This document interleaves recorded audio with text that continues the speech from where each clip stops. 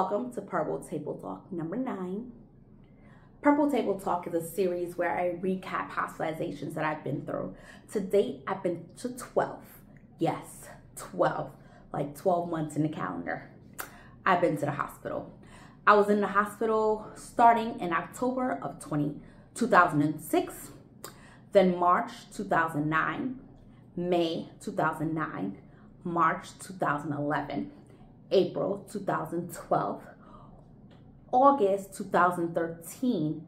Then I had 7 glorious years not in the hospital. Returning to the hospital because of the pandemic and the beautiful mental health crisis that went skyrocketing through the roof. So October of 2020, I returned to the hospital. Then June 2021 was another hospitalization. April 2022. December 2022. August 2023. And then finally, November of 2023. What I learned was that I need to continue to go back to the basics. When I feel overwhelmed, when I feel stressed, when I feel like everything is out of control, I need to be in control of the things I have control over and take it step by step. Breath in, breath out. I reread my book. I didn't reread it after I wrote it. It was my first time actually reading it. And this glossy copy of I Am Bipolar and What was printed 100 times and given to individuals in my life who was interested in learning about my story. It documented the first 6 hospitalizations and what I've learned from childhood to early young adulthood. And I read it for myself and I was like, wow, I didn't think I needed to recap this because I lived it. But honestly, looking back sometimes, not dwelling on it, but looking back sometimes helps, gives more clarity on what's happening in life. Then I realized this copy is what comes in from Amazon, Barnes and Nobles, when it comes to collecting a copy of my book that's now available online. And then in 2021, because I published those in 2020, I decided to do a first edition where I made some grammatical errors and I corrected them. I also added about 50% difference in the actual storyline, but basically everything is kind of the same in the raw edition, black and white. The color edition also have several photos of who I was from younger as an infant up until early adulthood. So you can see the progress that I made. I decided to not write any more books because I want to live life. And this Purple Table Talk series is supposed to be about recapping what's happening with my bipolar disorder, to keep you abreast, to keep you informed as I continue this journey in life. If I don't make a video, that means I haven't been in the hospital, and it's a good thing. What I learned from the hospitalization, I learned my Bible.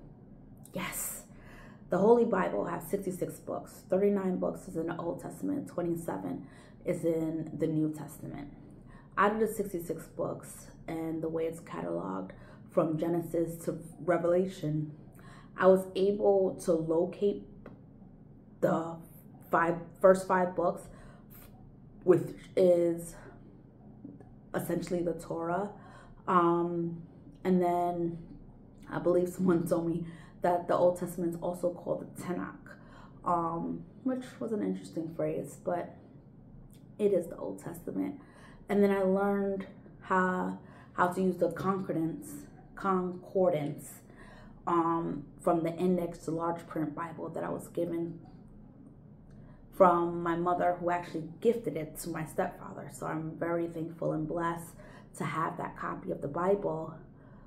I was able to really get through the pages and go to different books and read in different scriptures and go to the references. It was so glorious, so great, and so grand. It just enlightened my mind. I also read 4 other books while I was in the hospital.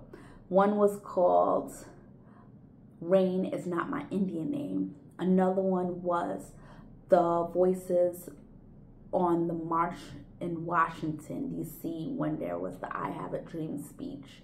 Another one was called, I can't remember the 3rd and 4th book. Oh, The Insignificant Life of a Cactus was one of the books. Another book was called Alice Alone. Those were the 4 books that I read in the hospital, and it was a glorious thing. What did I learn in this hospitalization besides going back to basics? That the medical staff that's assigned to the psych floors really know what they're doing. At the same time, it's really systematic. It's like they want you to conform to society, so you can be a healthy citizen living amongst everyone else. And I always found myself to be a little bit a step off of what's actually happening around me. So in this hospitalization, I just read. I ate, I read, I walked, I talked to a couple people, but I was to myself. I didn't want to socialize. I didn't want to draw attention to myself. I just wanted to be in a bubble and take some time off and really assess what's happening around me and just pop some pills. And they were like, no, we don't want you to just pop pills. We need you to talk to the staff and to the medical staff and your team. And I was like, ugh. So for a week and a half, I was just in my bubble. And then for the last half of the week, they were like, okay, now you're talking to us. Now we get it. We understand what's going on in your head. And I get that, but it's more of, it's my 3rd time at the hospital. You don't know me by now? Like, just look at my record. It's the same thing. But yeah, I'm glad I was able to read, reconnect, reassess, get back to basics, help my roommate, help other staff members, help other patients, and still focus on me, for the fact that I am worthy of love. I am worthy. I am someone, and I am a person living with a mental health condition, knowing that I can balance it all as long as it's within my control. Whatever's outside my control, I leave to God, and I thank Him for everything He continues to do in my life. That's basically it. Thank you for listening to my Purple Table Talk. It's number 9. Take care of yourself, and God bless.